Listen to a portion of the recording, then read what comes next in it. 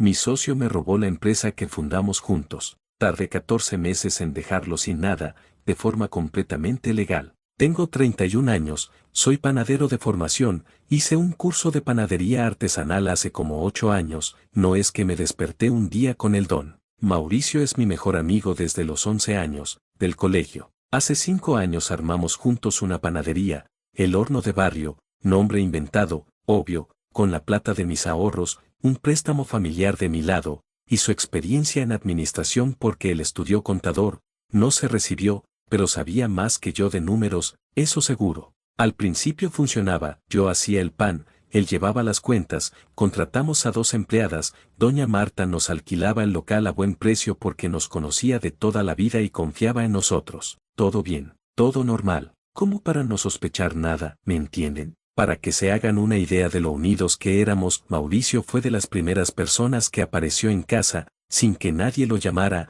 el día que internaron a mi viejo hace unos años, con comida y con tiempo para quedarse escuchando a mi vieja hablar de la operación durante horas. No cuento esto para dar lástima ni para victimizarme de más. Lo cuento porque necesito que entiendan que lo que pasó después no fue una traición de un socio cualquiera con el que compartís una oficina. Fue una traición de alguien que yo hubiera puesto, sin dudar un segundo, en la lista corta de gente en la que confiaba con los ojos cerrados. Y esa confianza, en su momento, jugó totalmente a favor de él. El tema empezó a torcerse hace como año y medio, cuando el negocio empezó a crecer de verdad.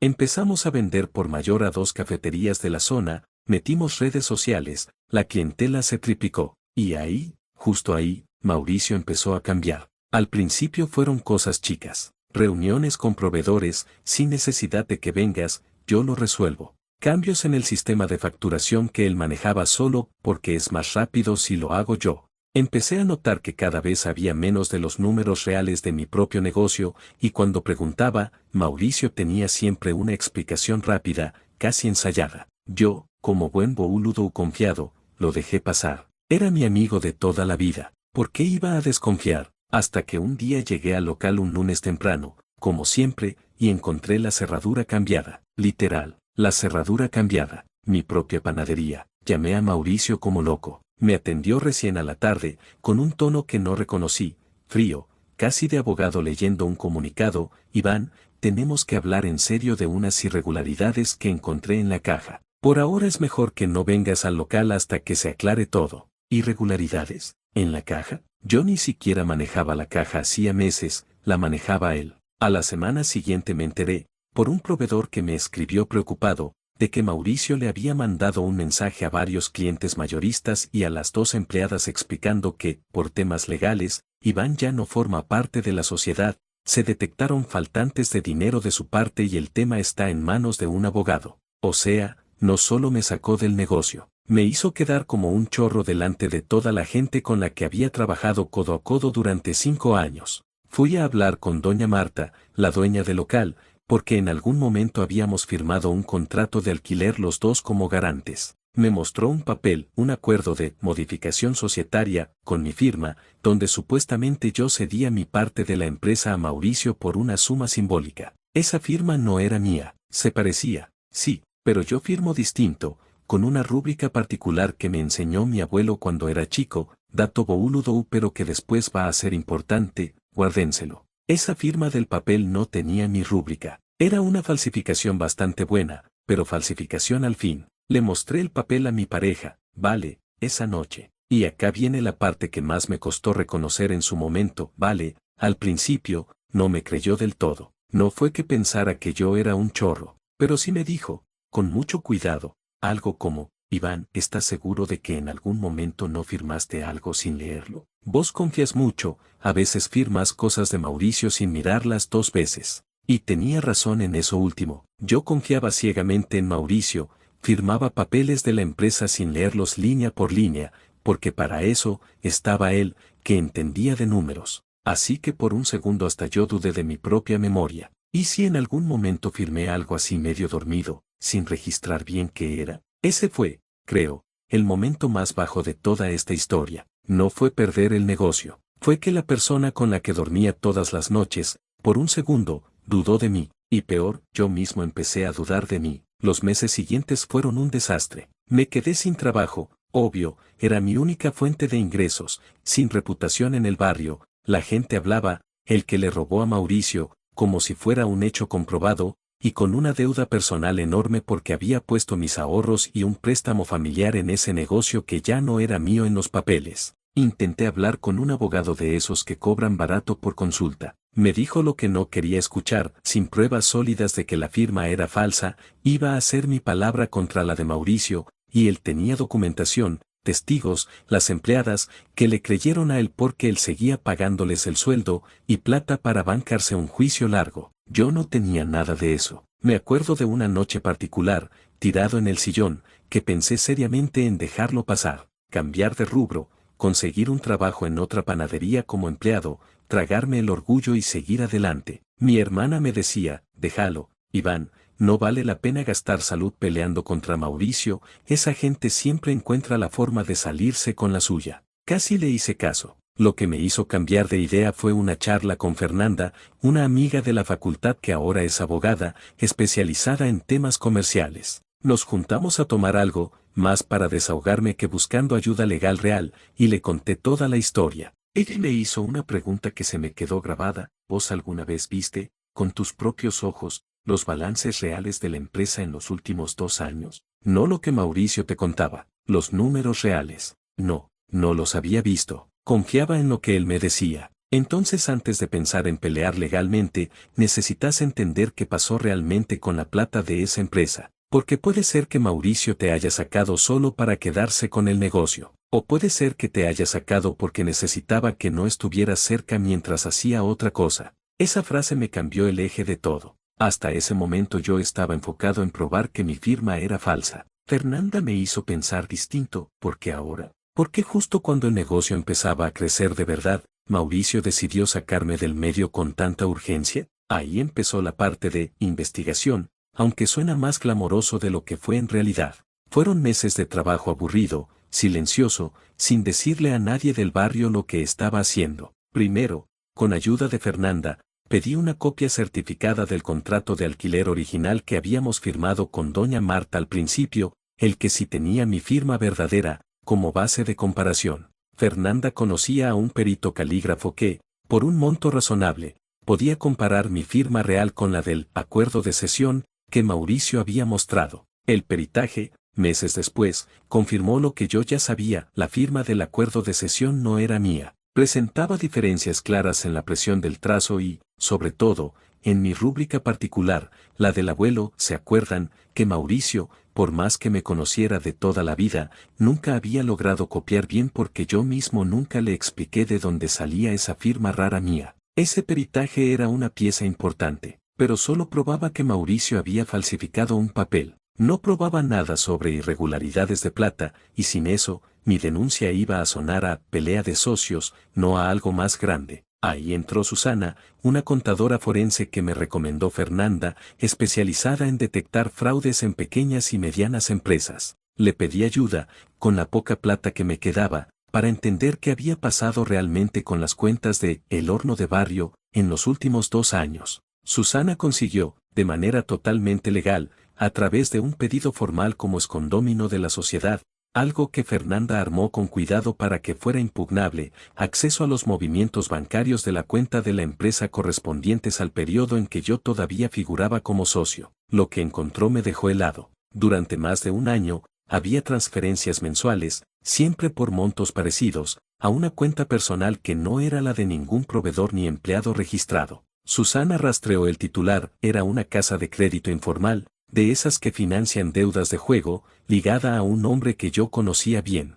el padre de Mauricio. Necesité un par de días para procesar esto. Resulta que el padre de Mauricio, un hombre con el que crecí yendo a asados, tenía una deuda de juego seria desde hacía años, algo que Mauricio nunca me había contado en detalle, más allá de comentarios sueltos tipo: mi viejo está complicado con la joda esta de las apuestas. Mauricio venía usando plata de la empresa, de mi empresa también, para tapar esa deuda familiar. Y cuando el negocio empezó a crecer y hubo más movimiento, más plata circulando, más posibilidad de que yo notara los faltantes al ver los números reales, Decidió sacarme del medio antes de que yo empezara a hacer las mismas preguntas que después terminé haciendo de todos modos, solo que un año más tarde. O sea, el faltante de caja, del que me acusó a mí, era él. Todo el tiempo fue él. Sentí una mezcla rarísima de bronca y, sinceramente, algo de lástima. Conocía a Mauricio desde los 11 años. Sabía lo mal que la pasaba con su papá, lo había visto llorar en mi casa un par de veces de adolescente por peleas familiares. No lo digo para justificarlo, lo que hizo estuvo mal, punto, pero les juro que en algún momento de esa investigación tuve que parar y preguntarme si lo que sentía era más ganas de justicia o ganas de venganza pura. Y no tengo una respuesta 100% limpia para eso, todavía hoy. Le mostré todo a Vale, toda la carpeta que habíamos armado con Fernanda y Susana, el peritaje de firma, los movimientos bancarios, la conexión con la deuda del padre de Mauricio. Se quedó en silencio un rato largo, leyendo cada papel. Perdón por haber dudado de vos en su momento, me dijo al final. No hizo falta que dijera mucho más. A partir de ahí, se metió de lleno a ayudarme, organizando papeles, acompañándome a las reuniones con Fernanda, siendo la persona que me bajaba un cambio cuando yo quería salir a los gritos a contarle a todo el barrio la verdad antes de tiempo. Porque esa fue la parte más difícil, tener toda esa información y no poder usarla todavía. Fernanda fue clara, si salís a hablar antes de tener todo prolijo legalmente, Mauricio puede decir que estás inventando cosas para vengarte, y en la City, en el barrio, va a sonar más creíble su versión que la tuya, porque él quedó como el que se mantuvo trabajando y vos como el que desapareció después del escándalo. Así que esperamos, con toda la carpeta armada, esperamos el momento correcto. Pero antes de llegar a esa espera tranquila, hubo un obstáculo que casi me hace tirar todo por la borda. Como a los 4 meses de haber empezado a juntar pruebas en silencio, Mauricio se enteró, nunca supe bien por quién, quizás una de las empleadas comentó algo sin mala intención, de que yo había estado haciendo preguntas raras sobre la empresa. Me llamó una noche, alterado, y me dijo que si yo intentaba inventar algo para ensuciarlo, él tenía contactos y plata para hacerme la vida imposible con abogados, que yo no tenía con qué bancarme un juicio largo, y que al final iba a terminar peor de lo que ya estaba. No fue solo una amenaza vacía dicha en caliente. A los pocos días, un conocido en común me contó que Mauricio le había ofrecido un adelanto de sueldo generoso a una de las empleadas si en algún momento un abogado la llamaba, ella se acordara de haberme visto sacar plata de la caja alguna vez. Nunca pude probar del todo esa parte, así que la dejo acá solo como contexto de hasta donde estaba dispuesto a llegar, no como una acusación cerrada. Esa llamada me asustó en serio. Llegué a plantearme, otra vez, si no era mejor bajar los brazos. Fernanda me bajó un cambio, eso que hizo, si algún día se puede probar, juega en tu contra a él, no a favor. Una persona tranquila con la conciencia limpia no llama a las 2 de la mañana a amenazar a su ex amigo. Tenía razón, pero en el momento, con la voz de Mauricio todavía resonándome en la cabeza, no fue fácil sentirlo así. Con Fernanda armamos la estrategia, que tenía 3 patas, todas legales. Primero, una denuncia penal por falsificación de documento privado y uso de documento falso, basada en el peritaje caligráfico, para anular el acuerdo de cesión y recuperar formalmente mi parte de la sociedad. Segundo, una denuncia ante el organismo fiscal correspondiente, algo así como nuestra AFIP, por las irregularidades detectadas en las cuentas de la empresa, adjuntando la documentación que había conseguido Susana de manera legal. Tercero, y esto fue idea mía, una carta documento, bien formal, bien legal, sin insultos ni acusaciones sueltas, dirigida a Mauricio, informándole que teníamos pruebas de la falsificación y de las irregularidades contables, dándole la opción de resolver esto de forma privada antes de que avanzara la vía judicial. No lo hice por lástima, lo hice porque Fernanda me explicó que eso, legalmente, dejaba mejor parada mi posición, mostraba que yo había intentado una solución razonable antes de ir a fondo. Mauricio nunca contestó esa carta documento. En cambio, 2 semanas después, me enteré por doña Marta que él le había estado contando a los proveedores que yo estaba tratando de armar un quilombo legal por despecho, porque no podía aceptar que el negocio funcionaba mejor sin mí.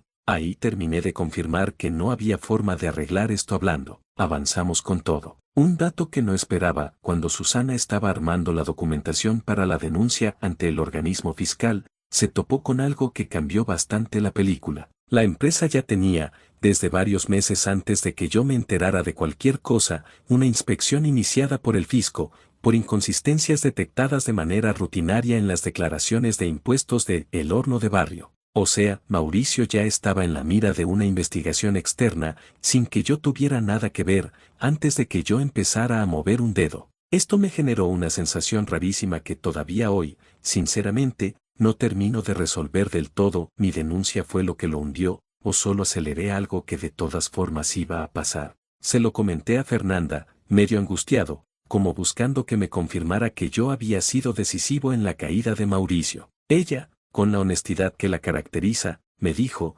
probablemente hubiera caído igual, más tarde. Vos lo que hiciste fue asegurarte de que, cuando cayera, no te arrastrara a vos también, y de paso recuperar lo tuyo. Eso no tiene nada de malo. Me quedé pensando bastante en esa frase. El proceso penal por la firma falsificada avanzó más rápido de lo que esperábamos, en parte porque el peritaje caligráfico era muy sólido y Mauricio, en su declaración, se contradijo bastante intentando explicar de dónde había salido ese documento. La denuncia ante el organismo fiscal, combinada con la inspección que ya venía en curso desde antes, terminó de destapar el desvío sistemático de fondos de la empresa hacia la deuda de juego del padre. El resultado, resumido porque esto ya se hizo eterno, se anuló el acuerdo de cesión falso y recuperé legalmente mi parte de la sociedad. Como el negocio, para ese momento, ya estaba prácticamente destruido por las deudas fiscales y la mala fama que Mauricio se había ganado con proveedores, que, dato curioso, empezaron a acordarse de mí con mucha más simpatía apenas se supo la verdad. Terminamos liquidando la sociedad. No fue la victoria triunfal de recuperé mi imperio panadero, fue más bien recuperé mi nombre y una parte del dinero invertido, y cerramos el capítulo. Mauricio quedó con una causa penal en curso por la falsificación, una deuda importante con el fisco a su nombre, porque, al ser socio gerente, terminó siendo el principal responsable formal de las irregularidades, y perdió, básicamente, toda la reputación que tenía en el barrio, que hasta hacía un año era mejor que la mía. Las dos empleadas, que en su momento le habían creído a él y no a mí, me escribieron pidiendo disculpas cuando se enteró todo. Las entiendo, la verdad. Ellas vieron lo que vieron, a Mauricio pagándoles el sueldo todos los meses puntual, y a mí desaparecido después de un escándalo. No tenían forma de saber más en ese momento. También me enteré, por doña Marta, que las dos cafeterías a las que le vendíamos por mayor cortaron relación con la empresa apenas se corrió la voz de la inspección fiscal, no porque supieran los detalles finos, sino porque ningún negocio quiere que lo asocien con un proveedor bajo la lupa del fisco. Mauricio, que se había quedado solo al frente de todo, tuvo que cerrar el local un par de meses después de que se resolvió lo mío, mucho antes de que terminara la causa penal. El cartel de cerrado en la puerta de lo que había sido nuestra panadería fue, sinceramente, una de las imágenes más raras que vi en mucho tiempo, una mezcla de alivio, tristeza y algo parecido a la ironía, todo junto. Doña Marta, la dueña del local, fue la que mejor resumió todo esto en una charla que tuvimos después de que se resolviera el tema del alquiler. Me dijo, vos hiciste lo correcto, Iván, pero no festejes demasiado fuerte. Ese muchacho fue tu amigo 20 años. Una cosa es hacer justicia, otra cosa es alegrarse de la desgracia ajena, aunque se la haya buscado él solito. Esa frase me quedó dando vueltas más que cualquier otra de toda esta historia, porque sí, hubo una parte de mí, en el medio de todo el proceso, que sentía algo parecido a las ganas de que Mauricio la pasara mal, de que perdiera todo como yo pensé que había perdido todo yo. Y cuando finalmente pasó, cuando me enteré de la causa penal y la deuda con el fisco, no sentí la victoria limpia que había imaginado durante los meses de investigación silenciosa. Sentí más bien un alivio cansado, mezclado con una tristeza rara por haber perdido, además del negocio, a la persona que fue mi mejor amigo durante 20 años. Varios me preguntaron en los comentarios del post anterior si volvía a hablar con él después de todo esto. La respuesta es sí, una sola vez, hace un par de meses, de casualidad,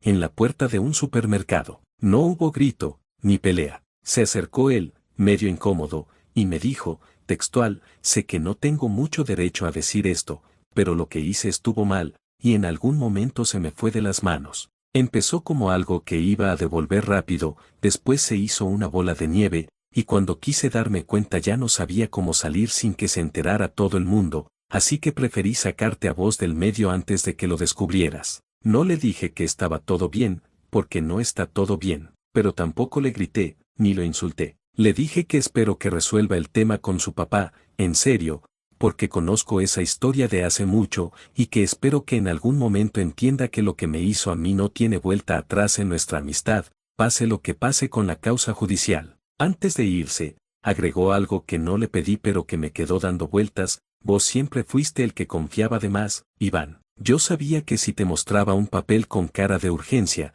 ibas a firmar sin leer. Me aproveché de eso, y es lo que peor llevo de todo esto, más que la causa, más que la plata. No sé si lo dijo para hacerme sentir mejor, para sacarse un peso de encima, o un poco las dos cosas. Tampoco sé si le creo del todo. Pero elegí quedarme con la parte que sí puedo controlar, no volver a firmar nada sin leerlo dos veces, y no en el sentido literal solamente. Con Vale seguimos juntos, más sólidos que antes creo, aunque las primeras semanas después de que ella dudó de mí fueron durísimas para los dos, y tuvimos que hablar mucho de eso también, no solo de Mauricio. Con la plata que recuperé de la liquidación de la sociedad, más un ahorro que fuimos haciendo estos meses, estoy por abrir un local chiquito, solo, sin socios por ahora, con un nombre nuevo que no tiene nada que ver con el anterior. Doña Marta me ofreció el mismo local, con un contrato bien clarito esta vez, revisado línea por Fernanda, se lo aseguro. Mi mejor amigo y socio falsificó mi firma para sacarme de la panadería que fundamos juntos,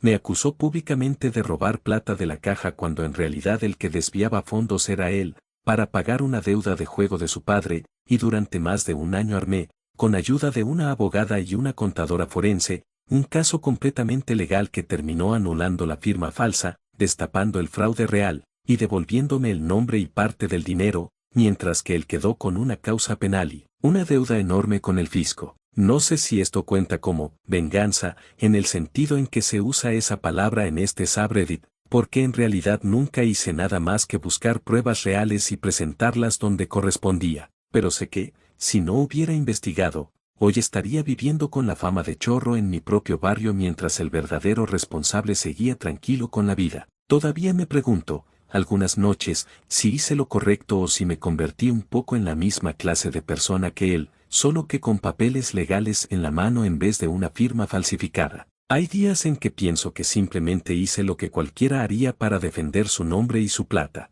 Hay otros días en que pienso en Doña Marta diciéndome que una cosa es hacer justicia y otra muy distinta es disfrutar de la desgracia ajena, y no estoy tan seguro de haber logrado separar bien esas dos cosas todo el tiempo. Tampoco sé, honestamente, si el desenlace hubiera sido tan completo si la inspección fiscal no hubiera estado ya en marcha antes de que yo moviera un dedo. Quizás sin esa inspección, mi carpeta de pruebas solo me hubiera alcanzado para recuperar la parte societaria y limpiar mi nombre, sin que Mauricio perdiera absolutamente todo lo demás. Eso me hace pensar que una parte de lo que él llama karma fue, en realidad, pura casualidad de que el Estado ya le venía siguiendo los pasos por su cuenta. Y no sé si eso hace mi historia más o menos justa. No tengo una respuesta clara. Ustedes díganme qué piensan, ¿hice lo correcto, o me pasé de la raya en algún punto del camino?